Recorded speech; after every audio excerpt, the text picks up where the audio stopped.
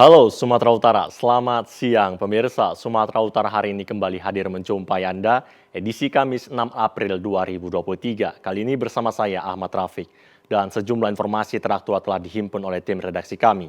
Dan inilah Sumatera Utara hari ini selengkapnya.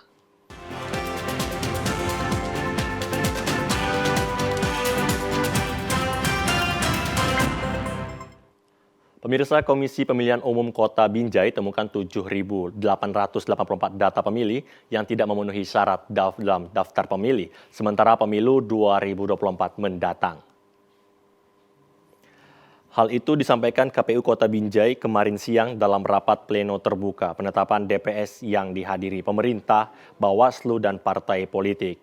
Pada rapat pleno tersebut, KPU Binjai menetapkan jumlah pemilih sementara pada pemilu 2024 untuk tingkat Kota Binjai berjumlah 217.148 orang pemilih yang terdiri dari 103.345 orang pemilih laki-laki dan 110.803 pemilih perempuan yang tersebar di 5 kecamatan dan 812 TPS se-Kota Binjai.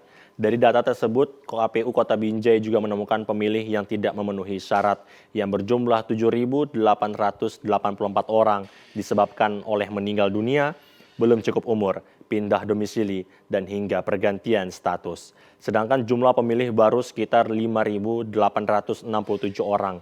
Pemilih potensial 2.603 pemilih, dan jumlah perbaikan data pemilih berjumlah 5.704 orang pemilih. DP4 data penduduk yang memenuhi syarat dari pemerintah yang selanjutnya akan dimutakhirkan menjadi DPS, kemudian berlanjut menjadi daftar pemilih sementara hasil tambahan, daftar pemilih tetap, daftar pemilih berkelanjutan, daftar pemilih tambahan, serta daftar pemilih khusus. Jenjang ini merupakan tahapan yang harus dilakukan KPU dalam menetapkan pemilih khususnya yang ada di Kota Binjai guna pelaksanaan pemilu 2024 mendatang. Ketua KPU Binjai Zulfan Effendi mengatakan data daftar pemilih sementara tersebut ditetapkan setelah dilakukan proses pemutakhiran data pemilih oleh petugas Pantarli secara langsung ke rumah warga serta masukan data dari pemerintah, partai politik, dan Bawaslu Kota Binjai. Berdasarkan rapat pleno tadi, berdasarkan masukan dari pimpinan partai politik dan juga Bawaslu, kita sudah menetapkan jumlah daftar pemilih sementara untuk tingkat Kota Binjai itu ada 217.148 pemilih. Hasil dari pemutakhiran, pencoplikan, dan penelitian dari Pantarli, kemudian rekapitulasi di tingkat DPS dan PPK, kemudian di tingkat Kota Binjai. Selanjutnya pemirsa, warga desa Batanggadis Mandeling Natal menolak pergantian pelaksana kepala desa. Masa menolak pelaksana kades karena berstatus seorang perempuan. Aksi tuntutan penolakan pelaksana kepala desa dilakukan beberapa masyarakat desa Batanggadis, Kecamatan Panyabungan Barat, Kabupaten Mandeling Natal. Karena pergantian kepala desa adalah seorang perempuan. Warga menganggap kepala desa sebelumnya sudah pantas untuk diperjuangkan karena telah membawa perubahan di desa Batanggadis. Masa yang menyampaikan tuntutan di depan kantor balai desa ini juga membentangkan beberapa spanduk penolakan pelaksana kepala desa yang ditetapkan oleh Bupati Mandeling Natal beberapa hari yang lalu. Sebelumnya, masyarakat telah menyurati Bupati melalui Dinas Pemberdayaan Masyarakat Mandeling Natal agar Kepala Desa Batanggadis bernama Raja Hidayat Lubis tetap menjabat pelaksana kades yang mereka. Kami pun bingung sebagai warga lah. Oh bingung, itu bingungnya karena apa, Bu? Kaget kami kok. Udah kami minta untuk tidak ada pergantian, kok tiba-tiba ada penggantian kepala desa baru gitu, Bu, ya. itunya. Sementara kita kan udah buat perjanjian sama orang itu, nggak mau ada pemilihan yang baru. Masa membubarkan diri dari depan kantor balai desa setelah mereka membacakan tuntutan penolakan kepala desa yang berstatus seorang perempuan. Pemirsa, razia penyakit masyarakat di bulan Ramadan terus dilakukan personel gabungan Polsek Perbaungan bersama dengan unsur TNI dan Satpol PP Serdang Bedagai. Demi menciptakan situasi kondisi aman dan tentram di bulan suci Ramadan, Polsek Perbaungan dengan unsur TNI dan Satpol PP dilakukan giat pekat di sejumlah titik ruas Jalinsum dan Perbaungan sekitarnya. Mendekati jam berbuka puasa, sejumlah warga yang masih berkeliaran tak luput jadi pemeriksaan petugas.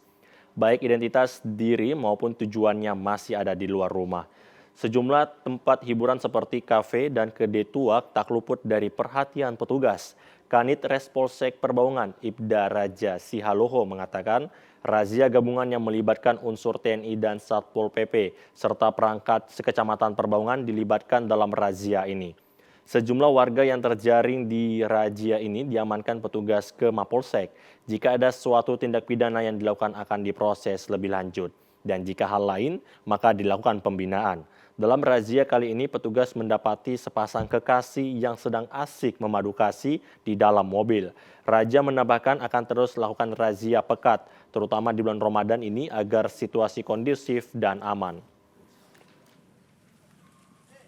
Sepasang kekasih ini Bang diperkirakan warga mana Bang? Ya, setelah kita tanya identitasnya, seorang laki-laki tersebut adalah warga dari Lebura, Kabupaten Labuan Batu Utara. Sedangkan perempuannya adalah dari wilayah Payapasir, yaitu dekat Sungai Ular. Pemirsa, informasi menarik dan aktual lainnya akan kami hadirkan untuk Anda sesaat lagi. Pemirsa, Anda kembali lagi bersama kami di Sumatera Utara hari ini. Membayar zakat merupakan salah satu kewajiban umat muslim dalam agama Islam yang terdapat dalam rukun Islam yang berarti wajib dijalankan umat muslim. Dalam hal ini umat muslim yang mampu wajib membayar zakat yang diperuntukkan bagi orang-orang yang membutuhkannya. Namun demikian masih banyak orang yang belum paham sepenuhnya mengenai zakat. Untuk mengetahui tentang zakat tersebut, berikut kita berdialog dengan Ketua Badan Amil Zakat Nasional Basnas Provinsi Sumatera Utara, Bapak Profesor Dr. Haji Muhammad Hatta. Selamat siang, Bapak Profesor. Selamat siang, Assalamualaikum warahmatullahi wabarakatuh. Baik, Pak Prof, kita ketahui bahwa di bulan Ramadan ini masyarakat Indonesia khususnya umat muslim lagi gencar-gencarnya untuk membayar zakat maupun itu zakat fitrah ataupun zakat mal. Dan mungkin bisa dijelaskan Pak Prof, apa sebenarnya yang dimaksud dengan zakat tersebut ini Pak? Baik, makasih. Jadi zakat itu adalah bagian tertentu dari harta seorang muslim yang wajib dikeluarkan apabila telah memenuhi persyaratan yang dikehendaki oleh syariat. Persyaratan yang dimaksud itu adalah bahwa harta itu adalah milik sendiri. Jadi milik sendiri dan kemudian dia itu cukup nisab. Nisab itu artinya ukurannya. Jadi tidak asal harta sekian wajib dizakati, tidak. Tapi misalnya yang paling banyak dijadikan sebagai ukuran itu apakah nanti kita lihat di dalam zakat untuk profesi penghasilan kita, itu dia setara dengan 85 gram emas. Jadi kalau 85 gram emas, kira-kira kalau misalnya kita katakan 1 juta dia 1 gram, maka 85 juta ya. 85 juta harta kita itu sudah wajib untuk dizakati. Tapi ada lagi persyaratan yang lain, haul namanya. Haul itu adalah waktu, bahwa harta itu sudah kita miliki selama 1 tahun. Jadi nisab dan haul ini merupakan persyaratan. Berapa besarnya? 2,5%. 2,5% dari itu. Jadi nanti tentu ada lagi bagian-bagian zakat-zakat, misalnya ada zakat peternakan, zakat pertanian, dan lain-lain sebagainya. Baik Pak Prof, mungkin bisa dijelaskan Pak Prof, apa sih jenis-jenis zakat yang kita ketahui? Mungkin ada zakat mal dan juga zakat fitrah, tapi apa yang membedakan dari kedua zakat tersebut Pak Prof? Oh ya, jadi pada hakikatnya zakat itu ada terbagi dua. Pertama namanya zakat fitrah. Zakat fitrah itu adalah kewajiban yang dibebankan kepada seorang muslim sampai dengan akhir bulan Ramadan. Jadi kalau kita hidup sampai dengan akhir Ramadan, maka wajib seorang muslim yang telah memiliki persyaratan juga untuk mengeluarkan zakat fitrah. Dan kemudian ada namanya zakat mal. Nah, zakat mal ini banyak jenisnya. Ada dia untuk barang-barang logam mulia, misalnya emas, perak, intan, dan sebagainya. Surat berharga atau juga uang, zakat perniagaan, pertanian, perkebunan, peternakan, perikanan, pertambangan, perindustrian, pendapatan, jasa, dan rikas. Rikas ini harta temuan. Jadi kalau dulu ada istilahnya harta karun. Jadi orang ngorek-ngorek tanah tiba-tiba mendapatkan ada sebongkah emas. Nah, ini namanya rikas. Ini juga wajib untuk di zakati.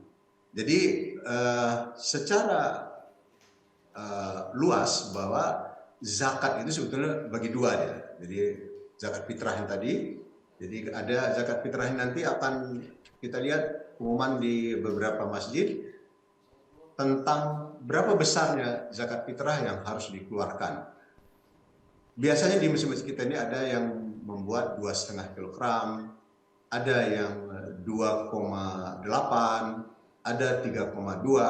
Nah, ini menyangkut kepada keyakinan berdasarkan penjelasan para ulama-ulama kita. Dan semuanya sah. Yang penting itu bahwa kita telah mengeluarkan sebahagian daripada harta kita untuk kewajiban pribadi-pribadi. Jadi walaupun dia anak kecil, maka pada waktu itu sudah menjadi kewajiban bagi mereka yang menjadi walinya, yang menghidupinya. Baik Pak Prof. Tadi Pak Prof bilang bahwa anak kecil sudah mulai membayar zakat fitrah gitu di akhir bulan Ramadan. Mungkin bisa dijelaskan rentan umur berapa mungkin seorang anak atau seorang masyarakat diwajibkan untuk membayar zakat agar walinya bisa membayar zakat ke masjid-masjid terdekat. Iya, asal lahir anak itu sudah dihitung harus wajib dizakati. Sama juga kalau misalnya ada orang meninggal sampai dengan akhir Ramadan, maka di sini dia masih wajib dizakati, ya, wajib dizakati oleh siapa yang menjadi walinya. Nah, jadi tidak tergantung kepada umur. Pokoknya dari mulai lahir asal dia hidup bernyawa pada 1 Ramadan itu sampai dengan akhir Ramadan dia masih diberikan kewajiban untuk melaksanakan zakat fitrah itu. Baik Pak Prof, mungkin bisa dijelaskan Pak Prof, hukum untuk mewajibkan zakat tersebut seperti apa penjelasan hukum zakat bagi umat muslim Pak Prof? Ya, nah ini yang sangat penting sebetulnya. Bahwa zakat itu tadi seperti juga telah Bapak antarkan, dia merupakan salah satu daripada rukun Islam. Arti rukun itu adalah sesuatu yang wajib untuk dilaksanakan. Kalau misalnya tidak kita laksanakan, maka kita namanya tidak berada pada komponen. Nah, saya beri contoh, misal maaf. Pakaian kita ini adalah rukun daripada kesempurnaan hidup. Orang yang tidak berpakaian, menurut ini, dia tidak sempurna hidupnya. Artinya tidak berpakaian, memang tidak punya sehingga dia tidak berpakaian. Begitu juga dalam Islam. Ada kewajiban pokok. Ini pada rukun Islam. Jadi pada rukun Islam itu ada 5. Salah satu di antaranya itu adalah membayar zakat. Di dalam Al-Quran sudah jelas disebutkan misalnya di dalam surat At-Taubah ayat 103. Ya, dalam bahasa Indonesianya, ambillah sebahagian daripada harta mereka itu sebagai sedekah yang diartikan di sini sebagai zakat, di mana zakat itu akan membersihkan dan mensucikan dirinya. Jadi ini adalah merupakan bahagian daripada hikmah yang terdapat di dalam zakat itu. Tapi kalau misalnya kita tengok ke belakang, apa arti daripada zakat itu sesungguhnya? Maka zakat itu bisa diartikan dalam bahasa Arab dengan an-namal. Zakat itu tadi suci, tahur, dia itu membersihkan. Jadi kalau misalnya kita tengok ini, maka harta yang ada dalam dalam kehidupan kita ini, pada hakikatnya itu bukan milik kita semua. Ada milik orang lain yang wajib untuk kita berikan. Wajib untuk kita berikan. Tetapi kewajiban ini juga memberikan manfaat yang besar kepada seorang yang berzakat. Apa manfaatnya? Salah satu jaminan daripada Rasulullah an-namal, bahwa dia tumbuh dan berkembang. Jadi dalam Islam selalu tanamkan bahwa zakat yang Anda keluarkan itu tidak akan memiskinkan Anda, tidak akan mengurangi nilai yang Anda miliki, bahkan dia akan tumbuh dan berkembang. Tumbuh dan berkembang itu di dalam pengalaman di kehidupan sehari-hari, insya Allah Allah akan berikan rezeki dari pintu yang lain. Wa may yattaqillaha yaj'al lahu makhrajan. Orang yang bertakwa kepada Allah, orang yang yakin dengan rukun Islam tadi, dikeluarkannya itu, Allah akan berikan wa yarzuqhu min haitsu la yahtasib, berikan jalan keluar dan kemudian akan mendapat rezeki dari jalan yang tidak sangka-sangka. Ini keyakinan kita. Dan kemudian dia itu akan membersihkan dari mana? Jadi kalau misalnya kita tengok tujuan daripada zakat itu, pertama itu bukti penyerahan diri kita kepada Allah, taat kita kepada perintah Allah, kita bersyukur kepada Allah. Syukur kita ini diberikan Allah harta yang kadang-kadang tak pernah dalam bayangan kita. Kita punya mobil, kita punya rumah, kita punya kebun, punya peternakan dan lain-lain sebagainya. Ini adalah merupakan zakat yang kita keluarkan, itu rasa syukur kita kepada Allah atas pemberian Allah itu. Kalau Allah tidak ridho kepada kita, tidak akan mungkin kita bisa mengumpulkan harta seperti itu. Dan kemudian juga mensucikan harta dan jiwa. Orang yang mengeluarkan zakat, termasuk zakat fitrah tadi, yang didasarkan kepada imannya, suci hati, suci jiwanya. Jadi untuk menghilangkan salah satu sifat misal bakhil, pelit, medit, kerit kata orang, ini salah satu diantaranya itu berzakatlah, berinfaklah, bersedekahlah. Baik, Pak Profesor.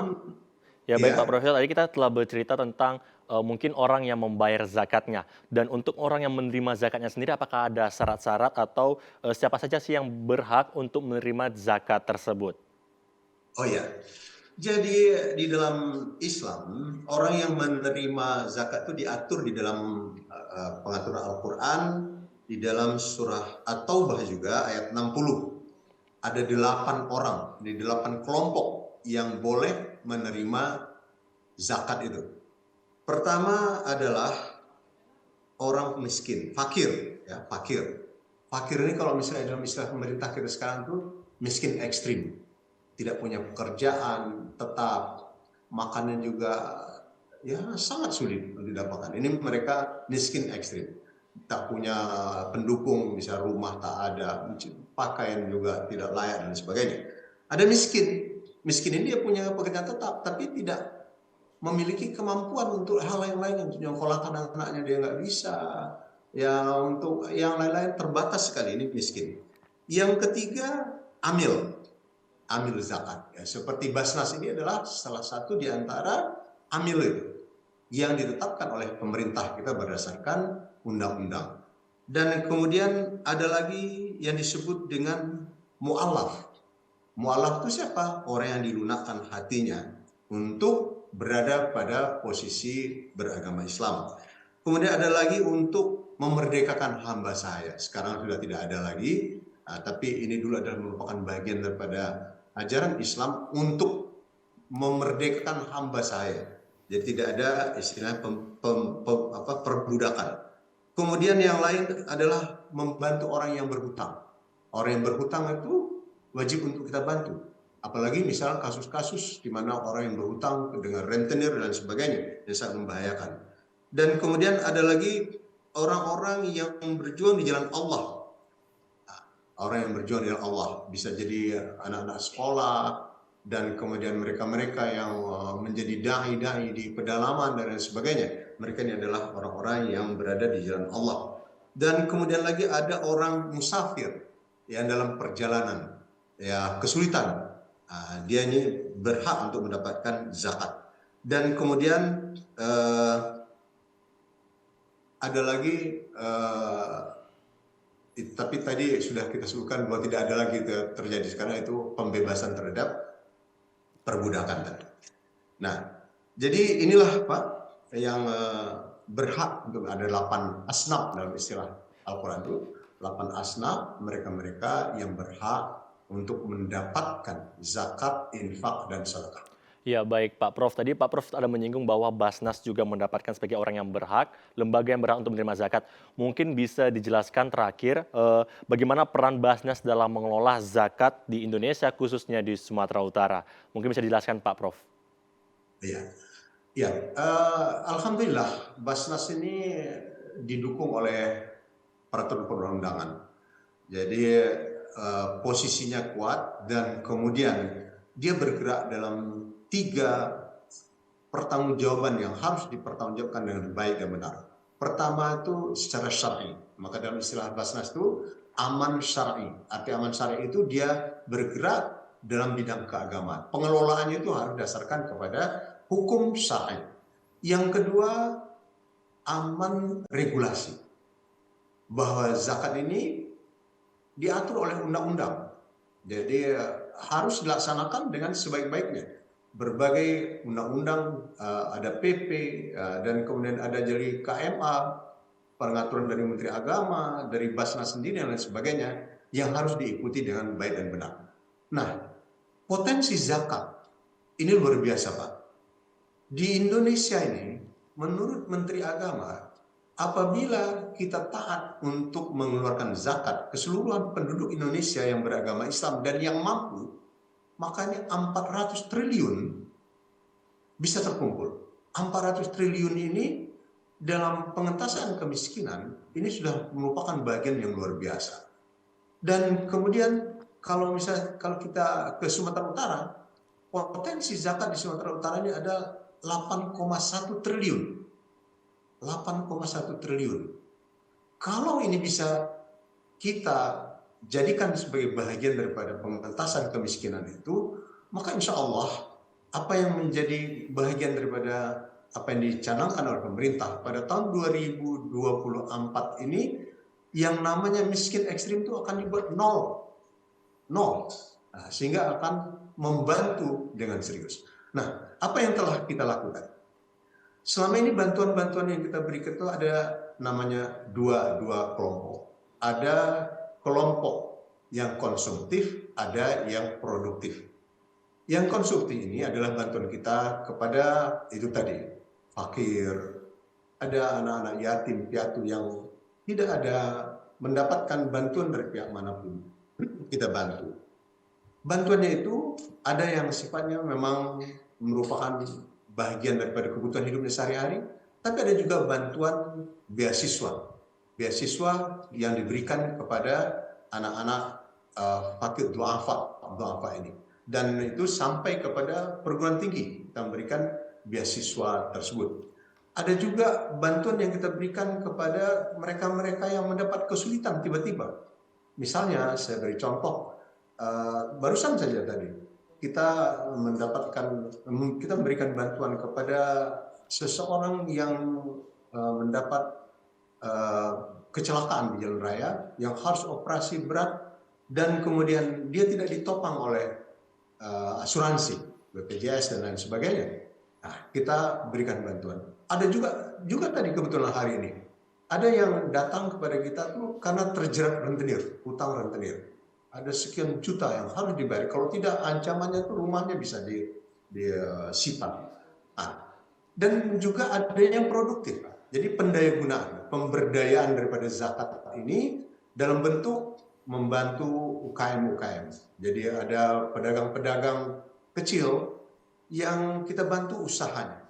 Kita berharap pada hari ini dia menjadi mustahik namanya, penerima, tapi dengan pengembangan usahanya ini kita harapkan dia pada suatu ketika akan menjadi muzaki, orang yang berzakat. Dan ini dalam praktik ini sudah banyak kita berikan kepada masyarakat. Ada juga bantuan yang kami sebut dengan Z-Auto. Z-Auto ini bantuan kepada mereka-mereka yang memiliki keterampilan di dalam perbengkelan. Jadi kita berikan bantuan ini juga sangat luar biasa. Ada juga bantuan-bantuan pertanian yang kita berikan kepada kelompok-kelompok tani untuk mengelola pertanian dengan baik. Di samping itu ada juga yang sifatnya itu produktif. Arti produktif gini, ketika dia menghasilkan, ini diolah dan kemudian dipindahkan kepada tempat yang lain. Sehingga tidak dia saja yang merasakan itu, juga yang lain. Begitulah, zakat, infak, dan sedekah ini kita kelola dengan perencanaan yang matang, dengan tenaga-tenaga profesional, sehingga alhamdulillah dari tahun ke tahun kita mendapatkan hasil pengumpulan ini yang meningkat. Tahun ini lebih kurang terjadi peningkatan ada 30% Baik. dibandingkan dengan tahun. Ya, baik Pak Profesor. Mungkin terakhir Pak Profesor bisa diberikan himbauan kepada masyarakat untuk tahun ini dapat membayar zakat. Secara singkat mungkin Pak Profesor. Baik. Ya, sebagai seorang muslim tentu saja kami berharap betul bahwa kita dapat melaksanakan ajaran agama kita dengan baik. Lihat, kalau Anda memang sudah memiliki harta seperti yang kita sebutkan tadi, segerakan. Karena kadang-kadang setan akan mengganggu kita. Kalau misalnya tidak kita segerakan, nanti ini saya harus bayar ini, bayar itu, akhirnya kita tak bercakat. Jadi hindarkan gangguan-gangguan syaitan dan iblis yang akan membuat Anda tidak akan melakukan perintah Allah ini dengan sebaik-baiknya. Terutama pada bulan suci Ramadan ini, di mana Rasulullah mengatakan selain zakat fitrah, keluarkanlah zakat mal Anda di sini. Karena walaupun barangkali belum cukup 1 tahun, ini manfaatnya sangat luar biasa di dalam membantu para du'afa, mereka-mereka yang sangat membutuhkan. Baik, terima kasih yang kami ucapkan kepada Bapak Profesor Dr. Haji Muhammad Hatta yang telah meluangkan waktunya untuk memberikan informasi tentang zakat kepada masyarakat khususnya di Sumatera Utara. Terima kasih kami ucapkan, selamat kembali bertugas dan selamat siang Bapak Profesor. Siang, Assalamualaikum warahmatullahi wabarakatuh. Baik pemirsa, informasi tadi akan ada informasi menarik dan aktual lainnya untuk Anda. Tetaplah bersama kami di Sumatera Utara hari ini. Pemirsa, Gubernur Sumatera Utara Edi Rahmayadi membuka secara resmi Musabaqah Tilawatil Quran MTQ pelajar SMA SMK se-Sumatera Utara. Kegiatan ini bertujuan untuk menggali potensi siswa-siswi serta menciptakan generasi yang cinta Al-Quran. Gubernur Sumatera Utara Edi Rahmayadi membuka MTQ pelajar SMA SMK se-Sumatera Utara mempertandingkan 5 cabang antara lain Fahmil Quran, Tilawah Tahfiz, Seni Lukis Islam, Kontemporer, Kaligrafi, dan Syahril. Selama 3 hari dari 5 hingga 7 April, peserta yang akan berkompetensi untuk menjadi yang terbaik pada ajang ini.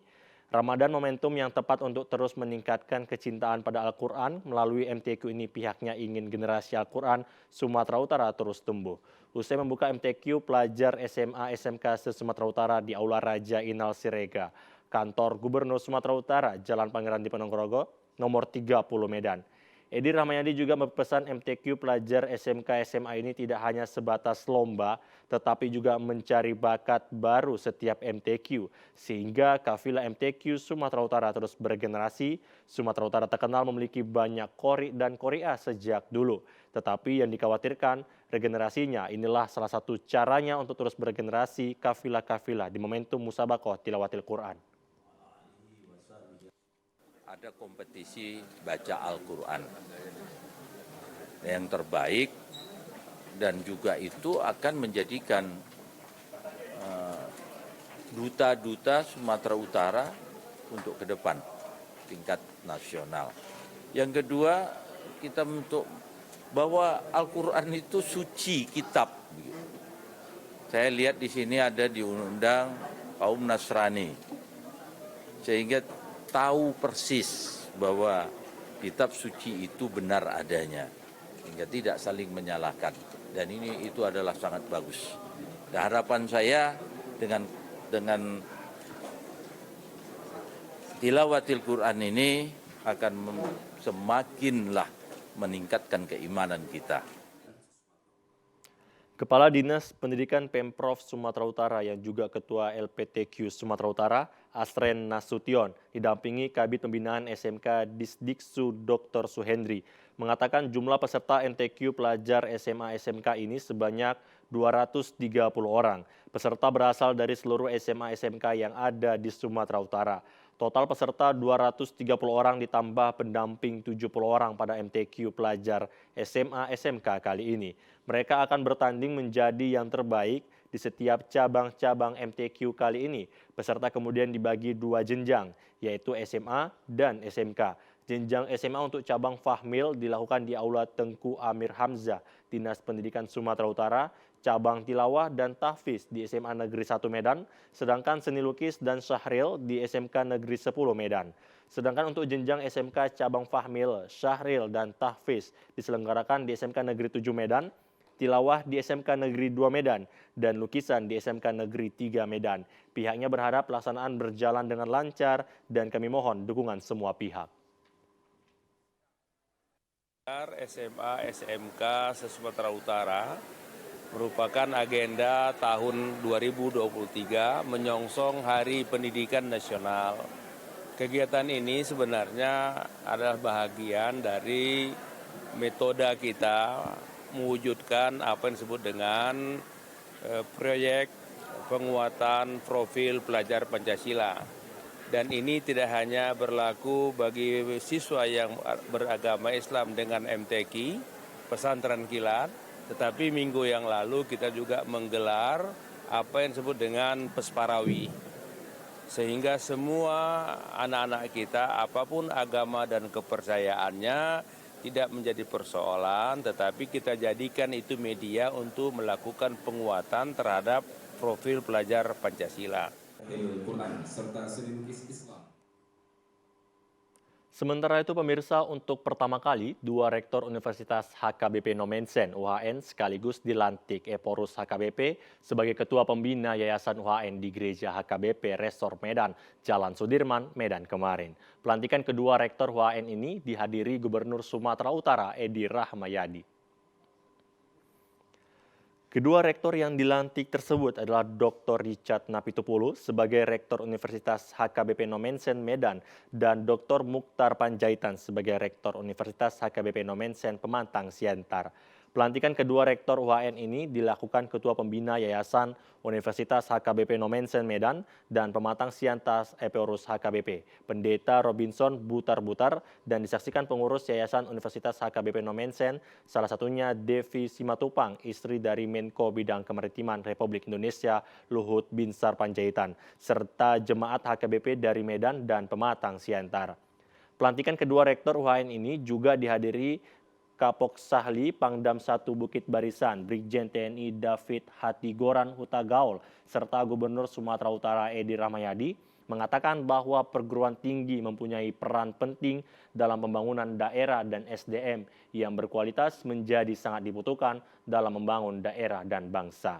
Sementara Ketua Pembina Yayasan Universitas HKBP Nomensen Medan dan Pemantang Siantar Eporus HKBP Pendeta Robinson Butar-Butar mengatakan UHN adalah perpanjangan tangan gereja dan negara dalam melaksanakan tugas mencerdaskan kehidupan bangsa dan kampus menjadi kebanggaan HKBP karena menjadi media pengabdian untuk masyarakat. Untuk itu, kampus yang menjadi wadah untuk melahirkan SDM yang unggul harus bisa beradaptasi dalam mengikuti perubahan, khususnya di tengah kemajuan pesat teknologi yang merupakan tantangan yang harus dihadapi. Sedangkan Rektor UHN Medan, Dr. Richard Napitupulu mengatakan sebagai Rektor UHN yang baru akan fokus mewujudkan UHN untuk bisa menjadi satu dari 6 kampus swasta yang mendapatkan akreditas unggul sebagaimana ditetapkan Kementerian Pendidikan, Kebudayaan, Riset, dan Teknologi. Akreditas unggul ini merupakan peringkat akreditas tertinggi. Selain menargetkan peningkatan akreditas, juga akan melakukan berbagai perubahan di kampus agar bisa beradaptasi di tengah kemajuan pesat teknologi informasi, serta akan mewujudkan tata kelola universitas yang baik sesuai rencana induk Universitas HKBP Nomensen.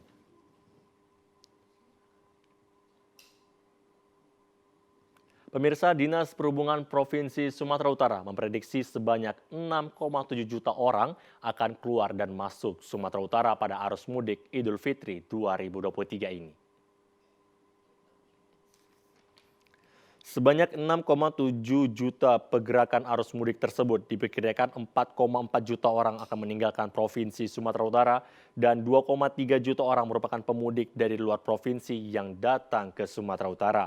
Hal ini disampaikan Kadis Perhubungan Sumatera Utara Agustinus Panjaitan dalam jumpa pers di kantor Gubernur Sumatera Utara kemarin. Agustinus mengatakan potensi pergerakan pemudik secara nasional pada tahun 2023 ini diprediksi sebanyak 123,8 juta orang. Sumatera Utara sendiri peringkat kelima daerah asal pemudik terbanyak setelah Jawa Timur, Jawa Tengah, Jabodetabek, dan Jawa Barat. Sementara untuk tujuan perjalanan Sumatera Utara peringkat ke-6, daerah tujuan perjalanan terbanyak setelah Jawa Tengah, Jawa Timur, Jawa Barat, Jabodetabek, dan di Yogyakarta. Selain perjalanan pemudik antar provinsi, di Sub Sumatera Utara juga melakukan perhitungan perjalanan pemudik antar kabupaten kota dalam Provinsi Sumatera Utara. Arus mudik diperkirakan akan berlangsung sejak 17 hingga 21 April 2023 dan puncaknya pada 20 dan 21 April nanti. Sementara arus balik pertama diperkirakan 24 hingga 26 April dan arus balik kedua 29 April hingga 2 Mei 2023. Dengan kondisi itu, Kadisub Agustinus Panjaitan mengatakan pihaknya juga mempersiapkan pelayanan transportasi yang akan digunakan pemudik seperti bus, kereta api, pesawat, hingga kapal laut sebagai moda perjalanan mudik. Di Sub Sumatera Utara pastikan kapasitas angkutan masih memadai dengan yang tersedia, baik angkutan jalan kereta api, penyeberangan angkutan laut, kita dan udara. Untuk pergerakan dari asal Provinsi Sumatera Utara, keluar Provinsi Sumatera Utara itu tadi saya sampaikan 4,4 juta jiwa sesuai dengan hasil survei, kita berada di peringkat kelima. Nah itu yang harus kita akomodir dengan moda angkutan jalan, tentunya kesiapan moda angkutan jalan kita. Begitu juga dengan yang bergerak dari luar Provinsi Sumatera Utara masuk ke Provinsi Sumatera Utara. Itu tadi sebesar 3,6 juta ya, 3,6%. Ya itu juga yang tadi saya sampaikan, itu akan ditambah lagi pergerakan yang internal antara dari kabupaten kota di wilayah Sumatera Utara. Dan itu yang tadi saya sampaikan juga, kita pastikan itu kapasitasnya masih memadai dengan kapasitas yang tersedia, baik di angkutan jalan, di angkutan kereta api, penyeberangan angkutan laut kita dan angkutan udara. Agustinus menjelaskan survei potensi pergerakan pemudik Lebaran 2023. Pemudik banyak menggunakan transportasi seperti mobil pribadi 22,0%, sepeda motor 20,3%, bus 18,30%, sedangkan moda transportasi kereta api 11,09% dan mobil sewa 7,7%. Pemirsa, informasi tadi mengakhiri perjumpaan kita di Sumatera Utara hari ini. Mewakili kerabat kerja yang bertugas, saya Ahmad Rafiq mengucapkan terima kasih atas perhatian dan kebersamaan Anda. Selamat siang dan sampai jumpa.